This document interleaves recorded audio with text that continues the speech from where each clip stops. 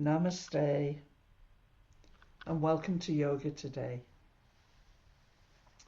So, we've been looking over these last few weeks at the wonderful practices from Thich Nhat Hanh,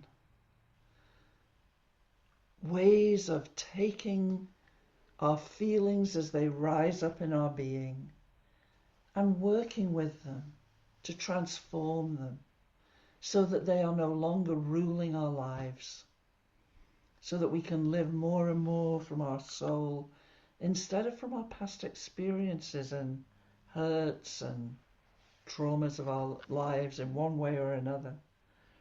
Less from anger and fear, jealousy and guilt, shame, and more from love and wisdom.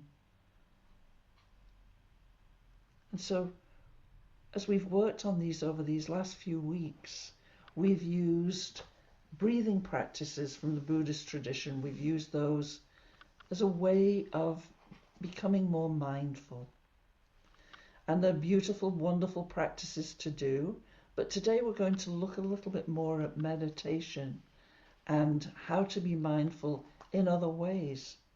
Because each one of us, we have a nature that's different. And breathing practices suit some people extremely well, and other people find them more difficult. So I'm hoping that as we go through some different practices today, that you'll find something there that speaks to your being. Something that feels like, this is home. This is home for me. Where your consciousness feels at home and free. So yogis would say, well, start again on that. So, as a human being in the world, we want our consciousness to be free to express through the whole of our being. If you're going to the grocery store, you want to be able to walk, you want your body to work well, you want to be able to read your grocery list, and you want to deal with all the people that you're going to meet and make choices and decisions. So you need the energy in your body to move freely through the whole of your being. But when we sit to meditate, we want to take this opportunity to focus our attention on the three main chakras in the body. And so the first one is at the top of the head, and yogis would say it's not just the physical top of your head, it's just above the top of your head, maybe 5 or 6 inches, something like that. And then the next center is here, where you might have a little depression. It's just where you're above where your eyebrows would meet, just right here. You might be able to feel that little depression there, or when you put your finger there, it might just feel like, oh yes, that's the spot. And then the third one is the heart, and that would be the front of the chest, or the actual center itself is in the deep spine behind the heart. So behind the front of your chest in the spine. And so these are the three centers that we're going to be working with. And what do they correspond to? Well, just this is very simply put, but this is the center of wisdom. And this is knowledge and understanding, unification. And so there are some wonderful, wonderful jnana yogis who meditate here. But in the general way of things, there are less jnanis than there are of the other kinds of yogi. Because this requires the ability to focus the mind clearly and keep your attention. They all do, but this is maybe the more difficult. And then this one here is Raja Yoga. This is the attuning of your will to the higher will. And this is what makes people very anxious about, did God give us free will or not? And if so, a lot of people don't believe that God gave us free will, don't believe that God. But Another way to look at it that you might find it easier to understand is that you know yourself that how you function in the world changes as you learn more. So this you that has free will is ever changing. And if you do any study at all, you begin to realize a lot of the things that you feel about life came from your experiences as a child, our fears, our anger. You know, if you got angry when you were a kid, you generally got told off. What you didn't get shown is how to deal with your anger, how to deal with your guilt. You know, generally speaking, you're just in trouble. And so we build this ego that's based on our fears and on judgment and criticism. And so when we're talking about attuning the will, this is not who we want to attune the will to. We don't want to attune it to our ego, this changing self that's got massive misconceptions. We want to attune it with the true self that lies within. So that's where what this center is about, is attuning your will, the will of the ego, the external you, to the will of the soul within, your true self, or the Lord of your heart. So, and then the third center is here. So at the front of the chest, the heart center, or you can use the true heart center, which is deep in the spine. So just say a little bit about each one. This top of this head is about wisdom, about knowledge, about truly understanding. You know, any question you could have, do we have free will? The answers can come from the soul. And meditating here is a place to get knowledge and true knowledge, not the knowledge of the ego, which is ever changing. So the second one is about attuning the will. And Ramakrishna, the great yogi, said, he was explaining this to M, who was one of his greatest devotees, who wrote a lot of what he said down.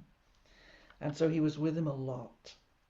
And so this is Ramakrishna, he says, let no one think that if he or she doesn't do God's work, it will remain undone. So it removes the onus for you to take care of all God's work. He says God can turn even a straw into a teacher. And what that did, it was, for M, it was life-changing. He says it erased all doubt in his mind. And he understood this whole idea of surrendering completely to God's will. And so he resolved in himself at that moment that he would live as a hidden yogi, striving always to surrender his will to the divine will. And then a bhakti yogi, meditating in the heart. It's all about love and about relationship. You know, we want to be in a relationship with spirit. Bhaktis do. And I thought this is a beautiful story from the Bible. The story of Martha and Mary. Two sisters. Sisters always have interesting relationships. And they're both devotees of Jesus. Martha's very organized and orderly, and she's the worker, and she's taking care of business, and she's cooking and cleaning and feeding the devotees. Mary's sitting listening to Jesus. So Martha's getting madder and madder. It's like she's doing all the work. Mary could be helping, but she's not. Very sister attitude.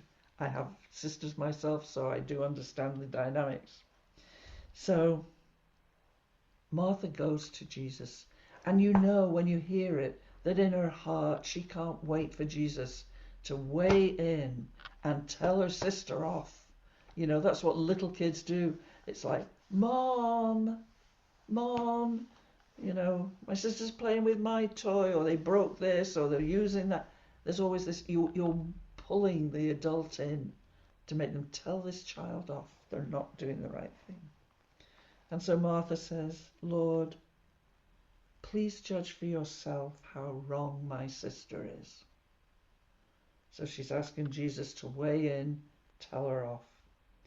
She's sitting in your room, and I'm doing all these things by myself.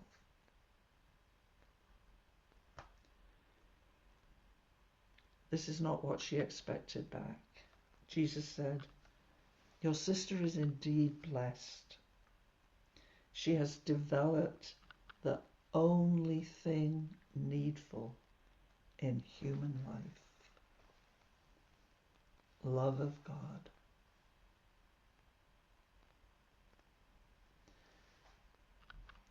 It bothers people, this story. You know, certainly anyone who's in the kitchen doing the work while their sisters, their family, their friends, they're all your sisters. They're not doing their share.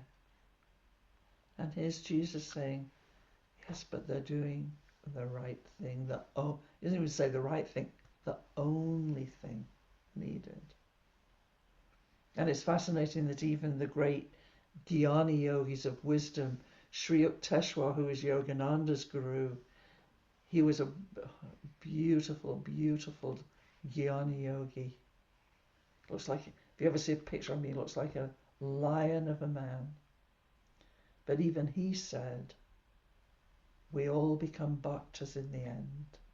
We all become lovers of God, even if we start out seeking just to understand, who am I? Why am I here?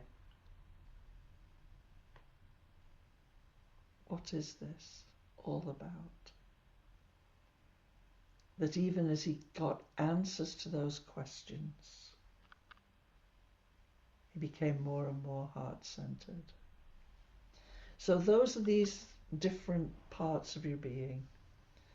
Wonderful places to meditate, to grow in consciousness, to grow spiritually, to grow in love and joy and wisdom, and have this beautiful surrendering of your ego and its will to the divine.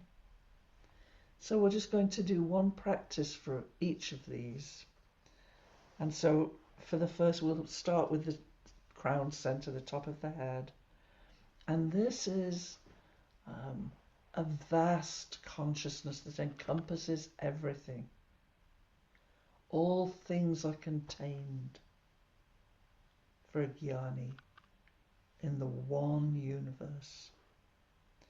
So, well, in the oneness. Universe is too small a word. We go with oneness, the vast oneness. And so as we sit to meditate, doing this jnani practice, whatever comes into your mind, it doesn't matter what it is, we're going to say, not this, not this. And if you'd like to, you can say it in Sanskrit, which is neti, neti. So, sitting meditatively, closing your eyes,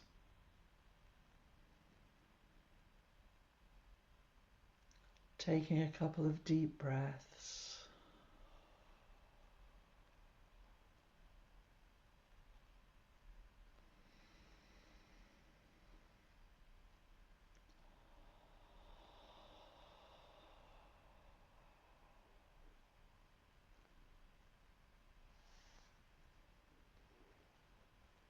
And just sitting,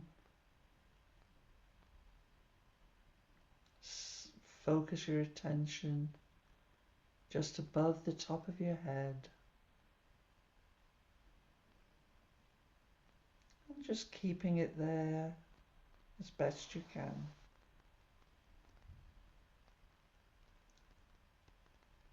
sensing the vast oneness. And anything that comes up, neti, neti, neti, neti.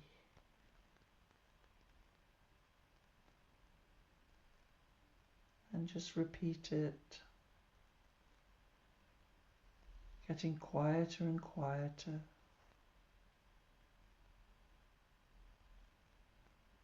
until it's internal only. We'll just do this for a couple of minutes.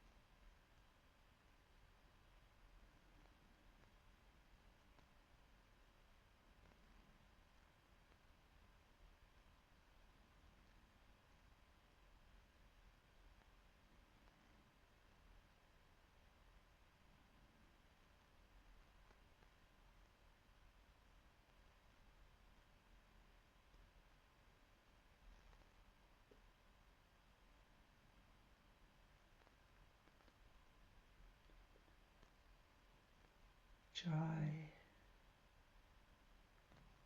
Victory to your soul. Now staying in a meditative mood.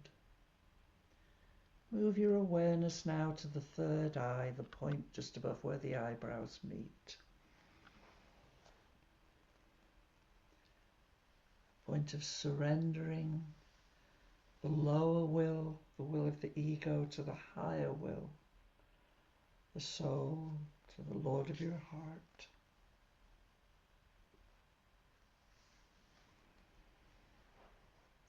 And now we'll do a practice here. And just watching the breath from the edge of your nostrils. Just watch it calmly as it comes and goes.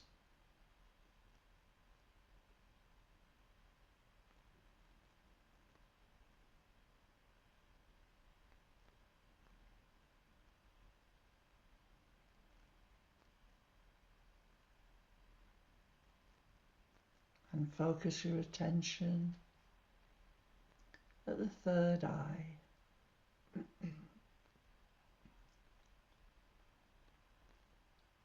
Just hold your attention, your awareness at that point.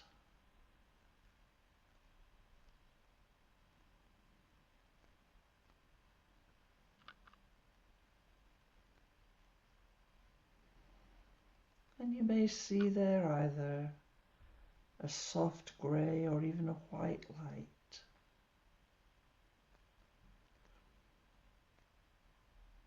It may have in the middle of it a blue dot.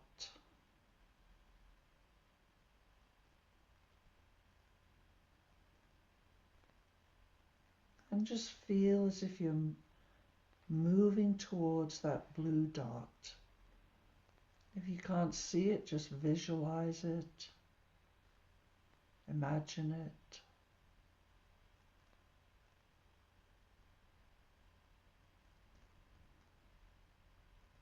And feel as if you're moving along this beautiful blue tunnel for the next few moments.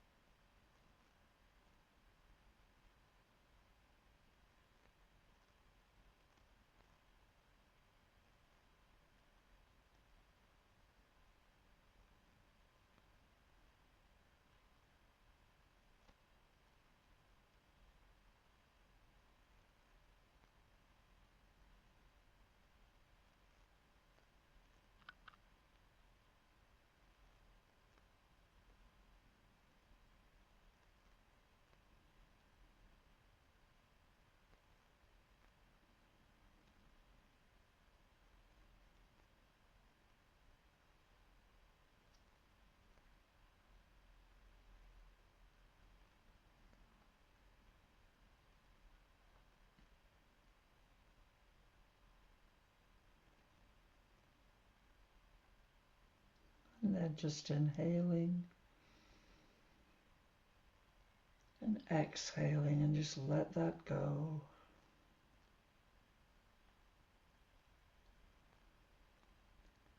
And during the day, as you're going about your daily life, if you feel yourself getting stressed or agitated, rushed, realize this is the will of the ego at work. When we relax and breathe,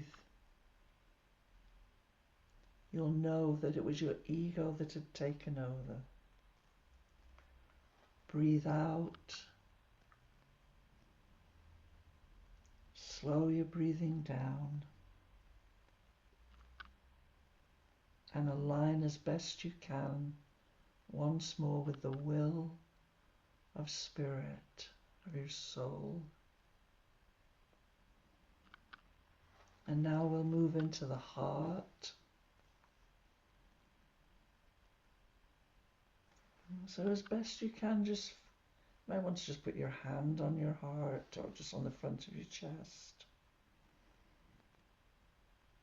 This is where you want to focus your energy, or deep in the spine, behind that spot.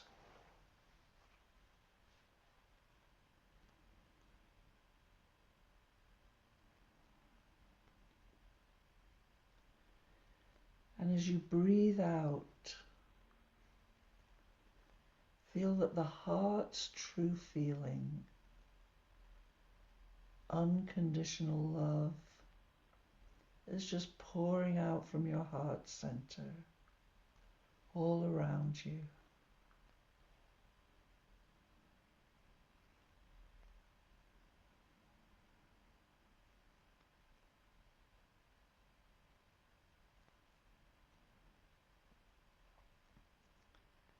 And as you breathe, just let this unconditional love move out from you, from your heart, and let it go as far as it's comfortable to go for the next few moments.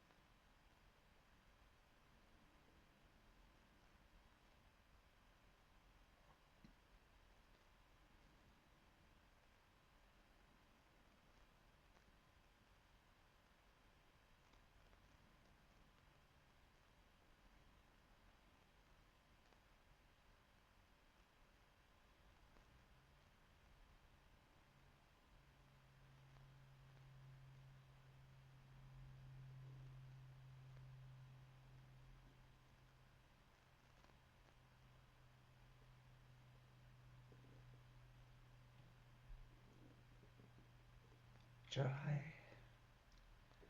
And just gathering your awareness back in. Let this love come back into your heart.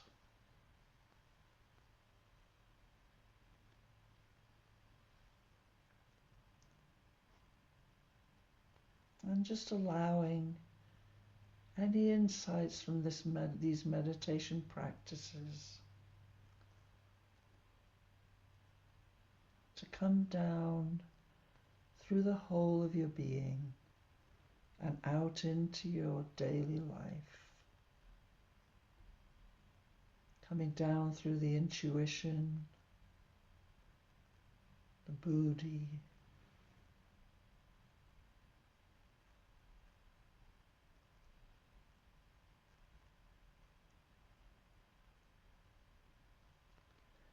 and coming into your life force, your breath, your heartbeat, into your thoughts and feelings, your mind and heart, and down into your physical body as you tense and relax your arms and legs, and just tilting the body from side to side until you're sitting straight, relaxed, and gently dropping your chin to your chest.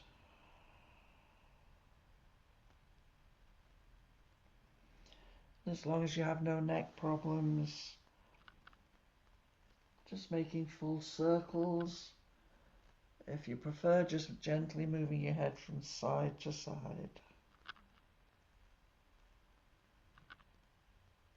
And if you're doing circles, just changing and going in the opposite direction.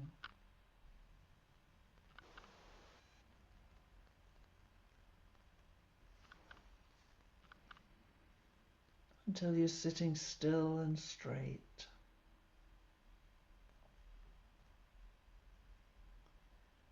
And when you're ready, gently opening your eyes.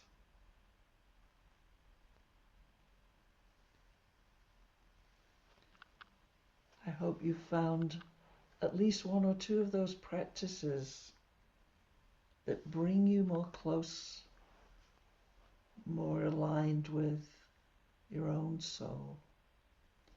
And the wonderful thing about it is that we need all these centers to be open wide so that energy can flow freely through them. So whichever you like, choose that one. You can't go wrong. For example, if you meditate here, but you're really a bhakta, Spirit will show you. All of a sudden, you'll just find yourself having moved from here, and all of a sudden, you're experiencing an expansion of the heart. And the same with the other centers. Have a wonderful week. Namaste.